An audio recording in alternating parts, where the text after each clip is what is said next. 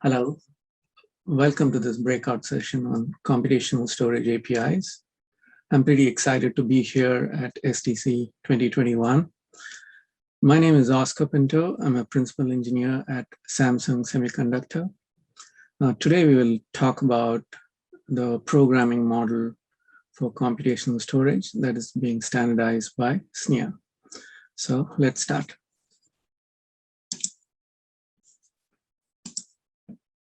Okay, so this is the agenda.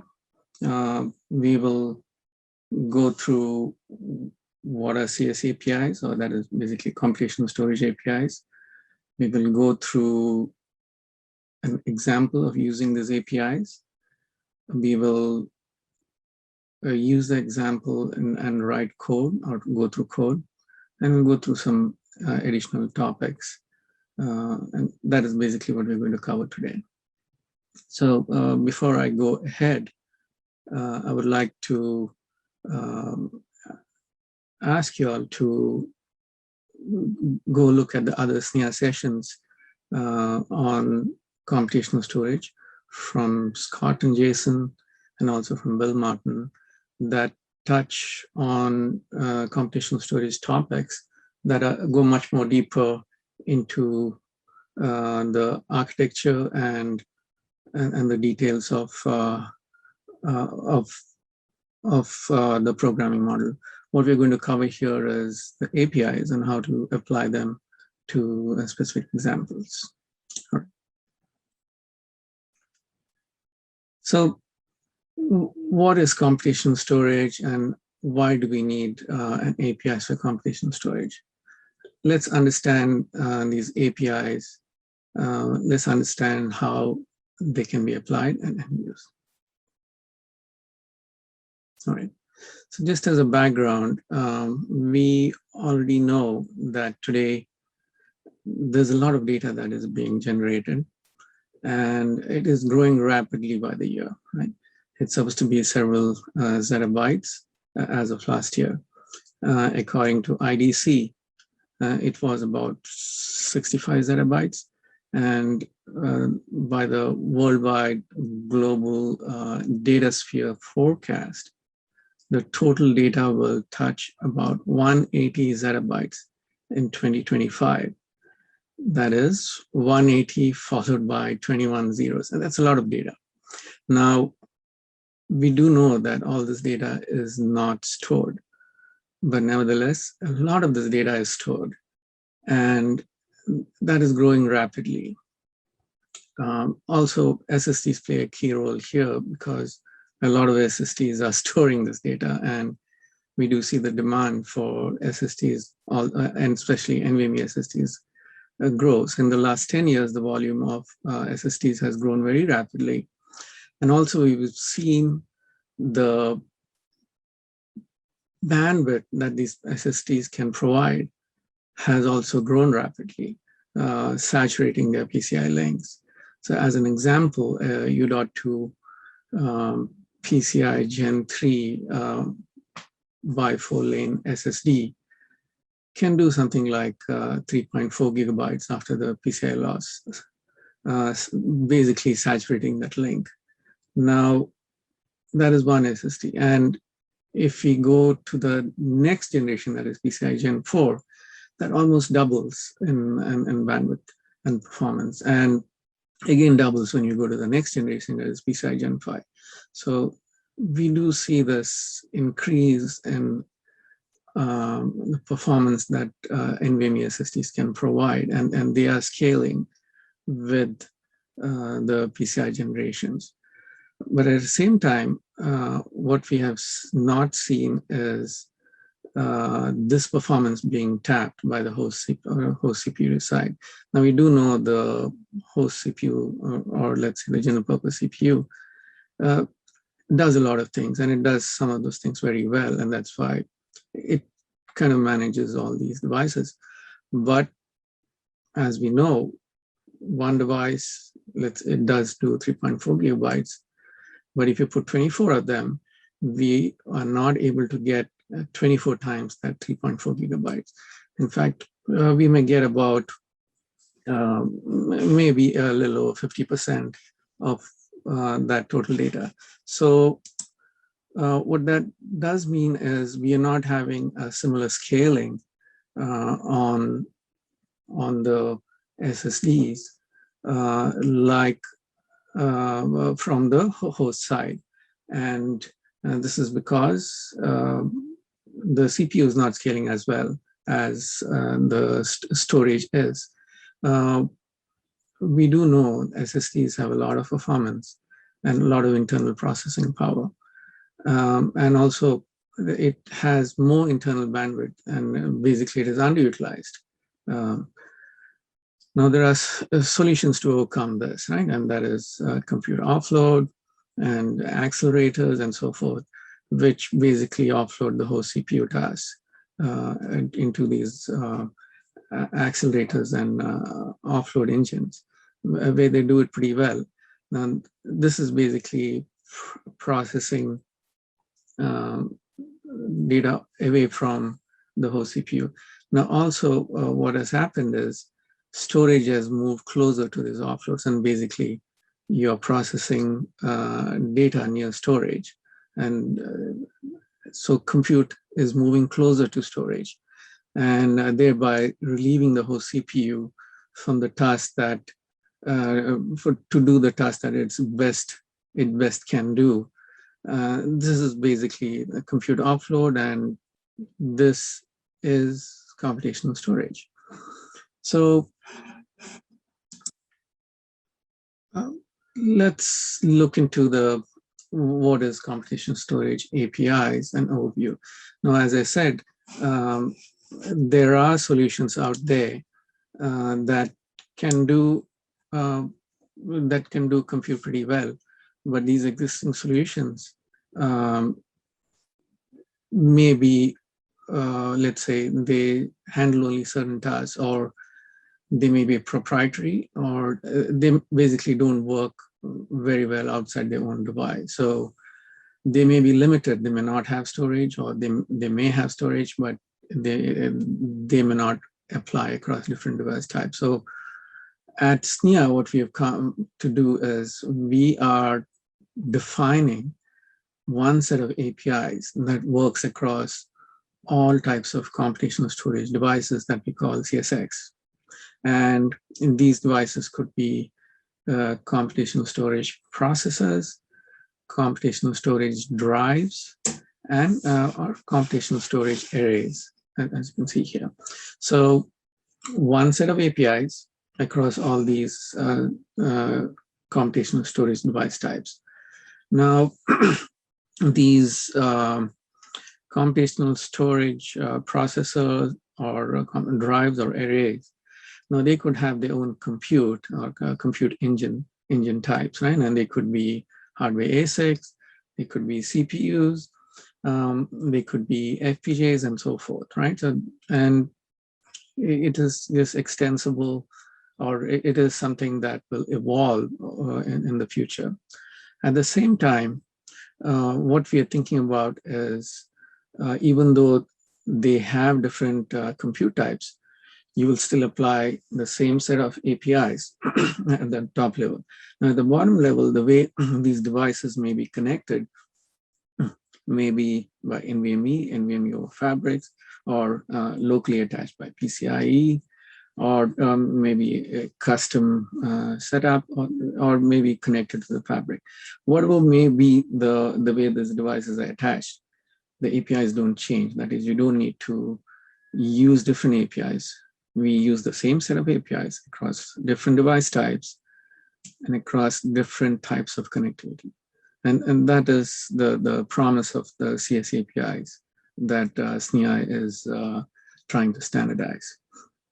And at the same time, your devices may be having some vendor-specific implementation. Now, we can hide all those details under the API library, and basically that's how it is built. And the way it is done is the device-specific details get abstracted in a way that you're hiding those vendor-specific details, and with the abstraction layer, the APIs provide you this uniform interface. At the same time, what we are striving to do is these APIs should also be OS agnostic. That is, they can work across different OS types, but implementation is what is required for them. Okay, so with that, let's get to know a little more about the API library. Like I said, it is a uniform interface that provides same set of APIs across different types of devices. Now, each device, CSX, may be managed by its own device stack, that is the software stack, which has its device drivers, libraries, and so forth. What we are proposing is a plugin in between the API library and your device stack. And the plugin provides the necessary abstractions that interfaces basically a vendor's device stack with the API library. And now this makes it a very extensible interface. That is, you can plug in any type of device, physical, virtual, or so forth. And by this abstraction, you get this uniform interface wherein you could do the different things that the APIs provide, that is discovery, access to the device, access to the device's memory. And now this memory could be in different types. We'll touch on this a little later. And also how the data is transferred to this device memory. Now, what we show here is CSFs, or computational storage functions. So basically you can download functions into the device, and these could be typical storage services, well-known services, right? Compressed, decompressed, checksum, and so forth. Or also it could be more extensible, like analytical function filters, database filters, and so forth. It could be anything. And that totally depends on the device and how you want to extend it. So you have that functionality to download and also execute them. And then, of course, you have ways to manage this device. Okay, so with that, we need a set of set up a set of requirements on what this API should do and can do. Like I touched on earlier, what a uniform interface that works across device types that is defined by SNIA, and needs a well-known discovery mechanism that works across this device types. And once you have discovered your device, you need an access mechanism, how you can access this device, how you can configure this device, how you can download CSFs into this device, how you can access, allocate this device's memory. And once you have that, how do you do data movement, basically copy data from host memory into this device's memory, or copy data from storage, basically load data or store data from storage between storage and this device memory. and likewise, the same thing applies on the input side as well as the output side. And then you have, like we said before, CSFs, which are downloaded, need to be executable, plus the device may have its own built-in computational storage function that a vendor may provide along with the device. And these could be custom functions, or these could be well-known standardized functions of the future. And device should be well managed. Device should provide a queued mechanism for its compute or computational storage requests, the different type of requests that we can have. And we will touch on this a little later. Plus, the APIs should be transparent on how they are connected, be it local or remotely through a fabric and so forth. And last but not the least, it should define a set of have a set of security requirements that meets customers' views on how a device needs to work within their domain. That is, it is secure and usable. All right, so how do we use these computational storage devices, right? And and what are these APIs. So let's start with an example on how we can use computational storage. So on my left is a typical example where an application, let's say, wants to decrypt data, right? So it sends a request to storage and gets the encrypted data into the host DRAM.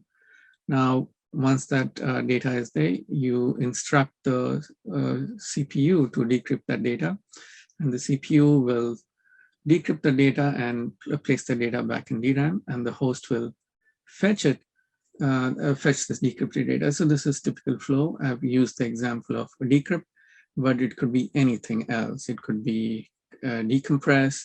It could be some analytical data that you fetch, and then you walk through that gobs of analytical data, and then you find a few things, basically a needle in a haystack kind of situation. An example, it could amount to anything, and we could maybe walk through an example later on what it can be. Now, let's say we want to convert this example into API. So what do we need to do? First, what the APIs provide is queued requests. So you queue requests for your input. That's basically load data from your storage into device's memory. And then you queue the compute request to work on this. And then once you have that, you copy the output of the compute back into host memory. So load the input data, and as you can see here, the data doesn't go to the host. It doesn't cross your let's say if it is PCI connection, doesn't cross your PCI connection into the host DRAM memory, or your network connection maybe. So you're saving on that particular transfer. So this transfer occurs internally, and it goes into device memory, and compute, which is close by within the device, works on that data. And once it works on the data is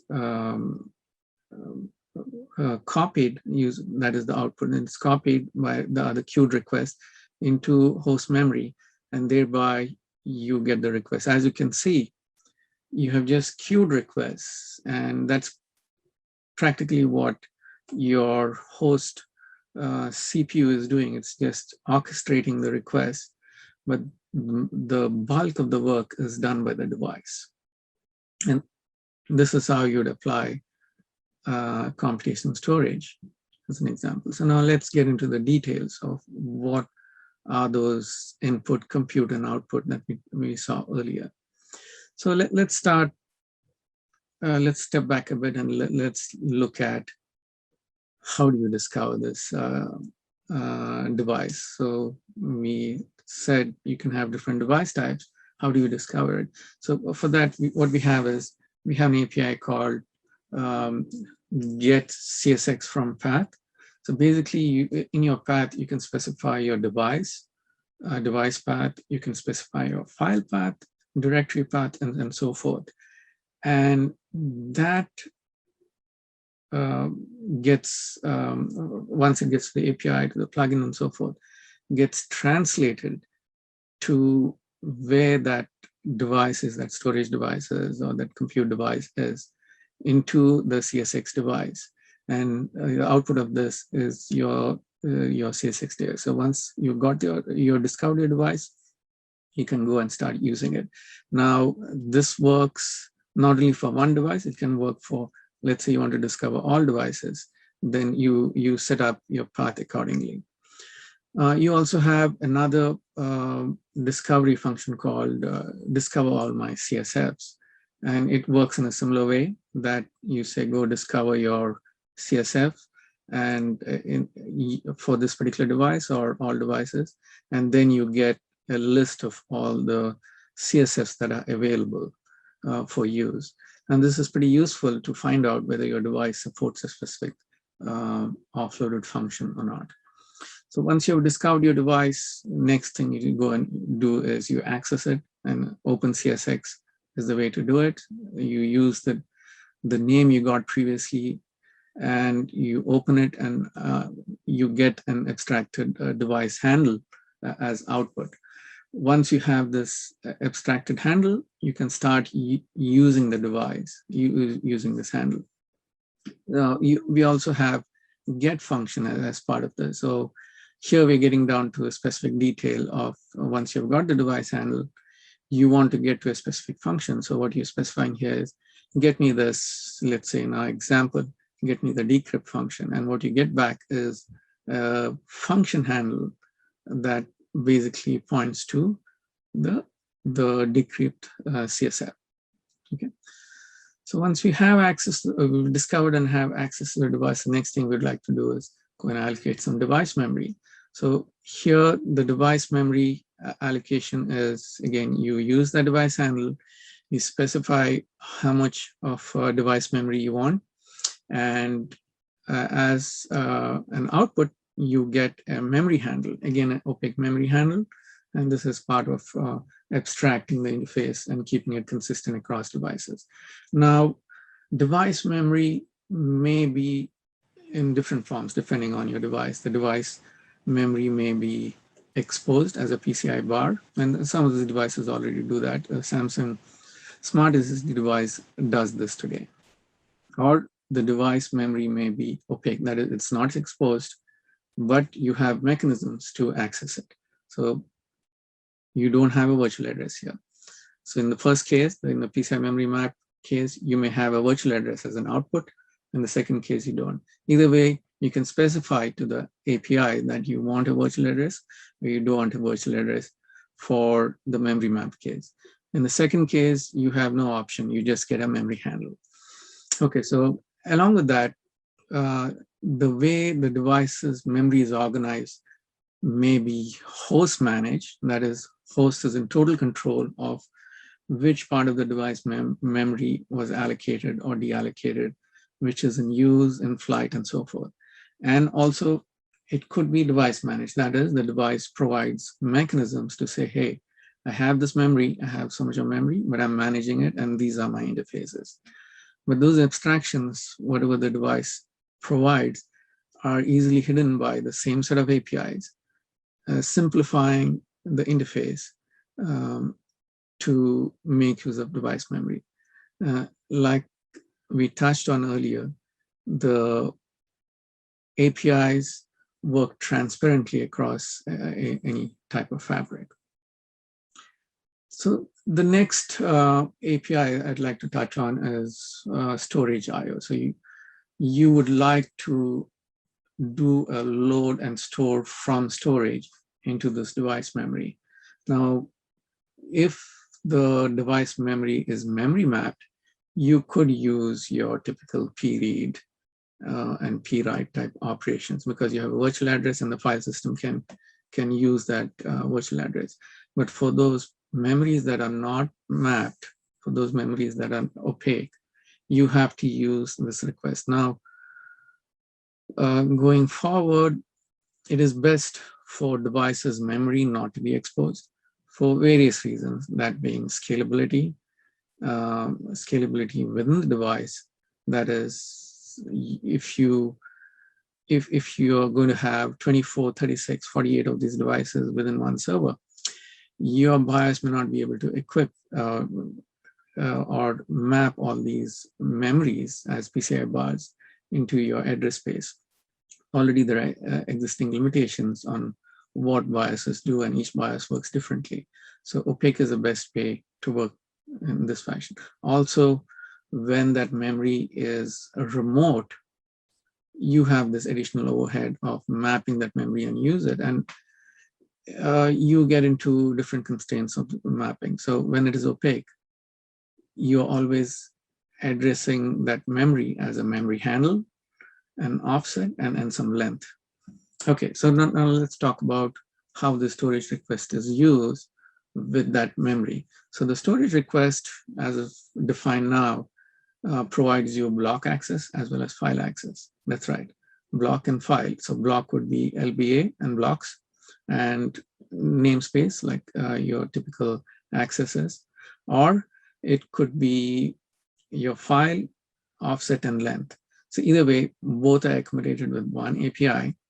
And as you can see, this is a queued request. So all the queued APIs, requests that start with queue, support a queued model, wherein you could have 3 different types of completions as highlighted in this box below.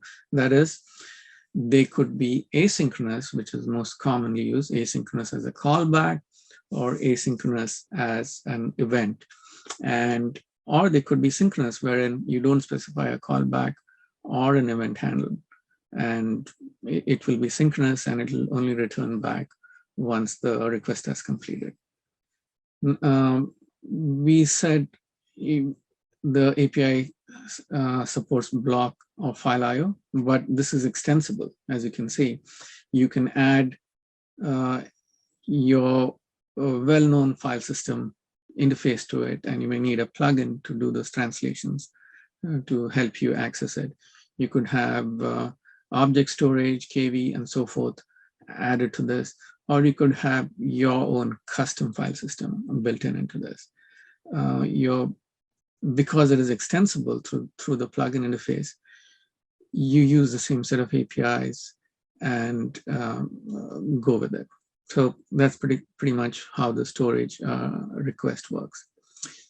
Next, we'll touch on compute requests. So with compute request, what we do is the request takes the device handle that you had opened with. So you use that device handle request, and then the CSF handle that you got by earlier in your discovery. So you use those two, saying, I want to run this compute on the device, which let's say in our example, it was Decrypt. So I want to run Decrypt on device handle 0. And these are my arguments for my CSF. The argument is number of arguments and a flat array of arguments that are passed down. Now, since this is also a queued request, it follows the same principles I touched on earlier on for the storage request. And the API is the same for your local or remote usage. Also, what we have here is this compute request is, depending on what your device is and how it interfaces, may go through your abstraction layers that goes to the actual devices stack. So compute request is pretty straightforward. You set up the arguments for that function that you want to run, and that's it. Okay, so once you've done your storage, your input, you're done your compute, you want to do output, which is you want to copy that data that compute has completed and place it in device memory, and you copy it back to, let's say, the host. So the copy mem request, like in the previous APIs, has your input, your source and destination set up. So your source may be your device memory, and your destination may be host memory. And you specify the direction on how the data has to move, and you specify how much of data you want to copy. And that's pretty much it. And again, this is a queued operation. It follows the same completion models. And again, this API is the same across Fabric usages. Okay, so we've covered in detail what these APIs are, and we covered for the example that we had. And this example that I have used so far broadly applies to anything you want to use, because you have some input, you have some compute, and then you have some output. Now you can interchange those boxes, or you can add some additional boxes in between, but the APIs remain the same. Okay, so to summarize what we touched on so far, we touched on discovery of the CSX and the CSF functions. We touched on allocating device memory.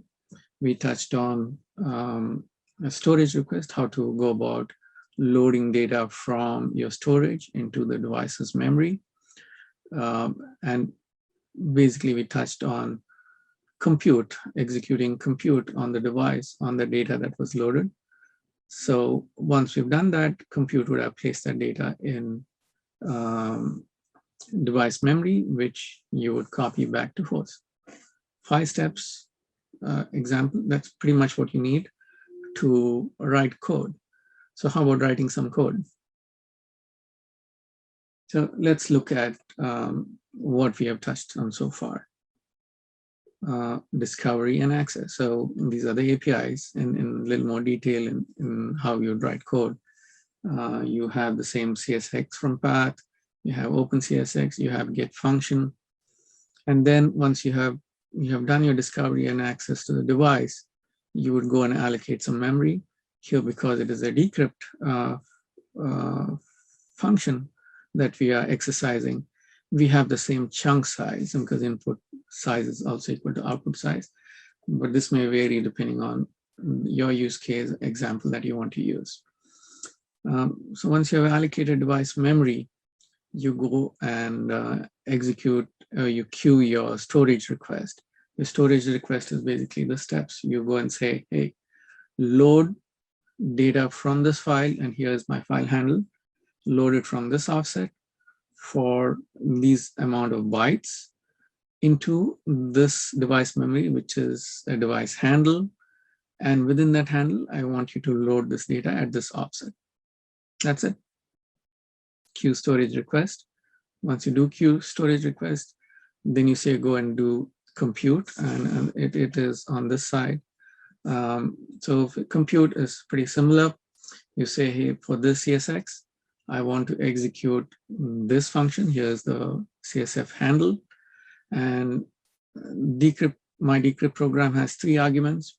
And one is the first argument being input memory, that is the device memory where data was loaded, and we loaded it right here.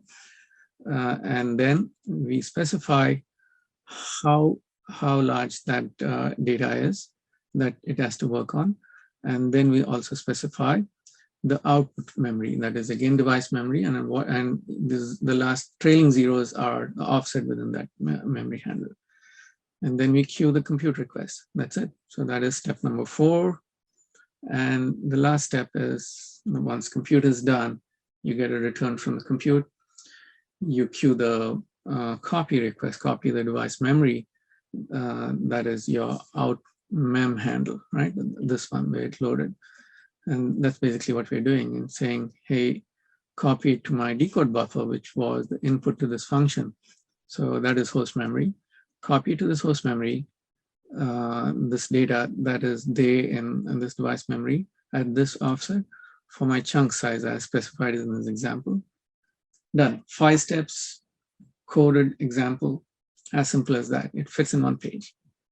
That is computational storage APIs, and that is as simple as that. So going forward, what else is there? So we've touched on what the APIs can do as basic functionality, but there is more, right? I mean, and those are part of our requirements. So we had seen basic input, compute, and output as our example showed. And for computational storage, this is a minimal required, that you need some input, you need to run compute on that input and provide some output. So these 3 steps go together. And sure enough, these are minimal steps required to do computational storage functionality. What if you can combine all of these 3 together, right, and make it just one request? That is possible. Also, let's say this request has more than one compute in between. For our previous example, let's say decrypt, once the data is decrypted, let's say the data is also compressed. So you want to decompress. And let's say once the data is decompressed, you want to search within that data for all occurrences of, let's say, Paul, right? I'm just giving an example. It could be anything. And that data is of the chunk size. Let's say it's a few megabytes of data, 128 megabytes of data, let's say. So we are finding all pols in that data that was decompressed, and you're running a filter on it. So that's another compute. And once you're done with all that, you want to copy the number of occurrences of pol back to host, and that is the output. So, and then you get that result out. So again, so you're batching these requests together. So the first one was more simplified, as the example was. Second one is more intricate. And the third one is much more intricate, which is basically a directed acyclic graph, wherein you could have different paths, multiple inputs, multiple computes that lead to some more compute and some more output, and some more basically data transformations, and finally some output. And all of these can be done with one request called a queue-batch request that specifies those individual requests in this one batch request. And batch request has a particular set of steps on how to get about making it one request. Now, the APIs will support a request. Your device over a period of time will also support this request. And if that is the case, you will have the most optimal path of orchestration from the host side. One request, you go and say, go do these set of jobs and tell me when everything is done. And that is what the CS API queue batch request would do. Along with that, other API is you want to download CSFs, and you have a download function. And that's what download would do. In addition to that, we may have other APIs as shown here, and that is you want to query what this device can do. You want to query the CSX, everything about the CSX. You want to know more details of this computational storage engines that it has, CPU, FPGA, and so forth. And you want to know details of the CPU, let's say. What are the different CPU configuration that it has, and the environment that it runs on, the CSEE and CSFs. And you want to configure them. How do you configure these CSFs to run the most optimal way? That's why you have a config function. You also want to know some capabilities or set capabilities on the device. So you have a set capability function. And also you may have statistics that computational storage statistics that the device provides. So you have a device statistics function to do the same.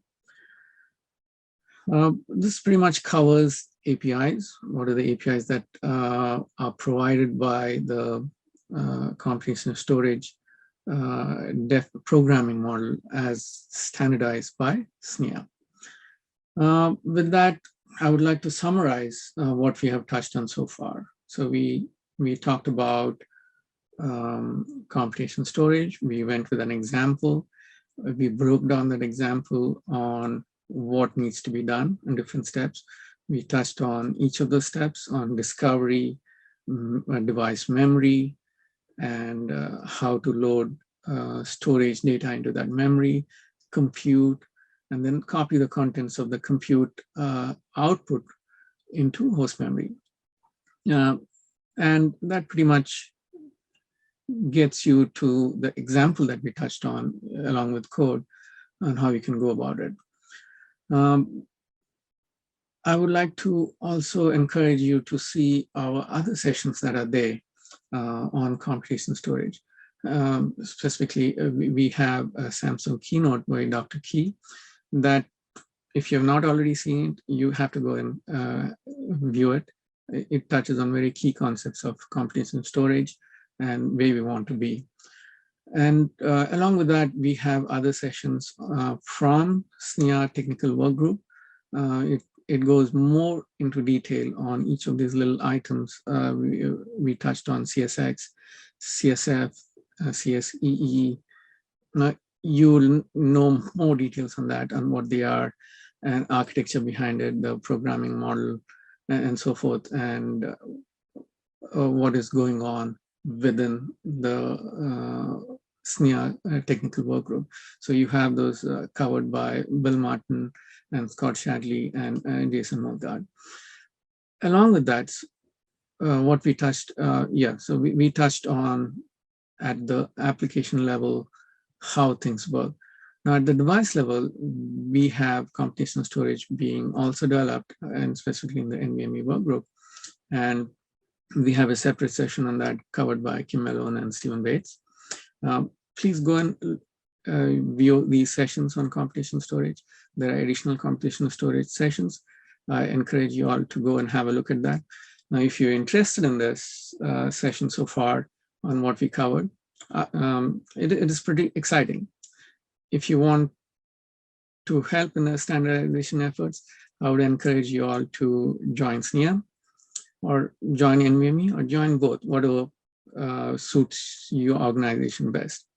Now, if you're interested in building an ecosystem using what we have discussed so far, building something, I would encourage you all to get in touch with us, get in touch with SNIA NVMe, because you can see on the device side or you can see on the application host side.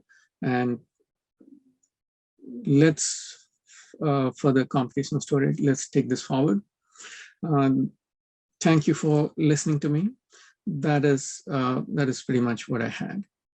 I hope you take a moment to rate this session.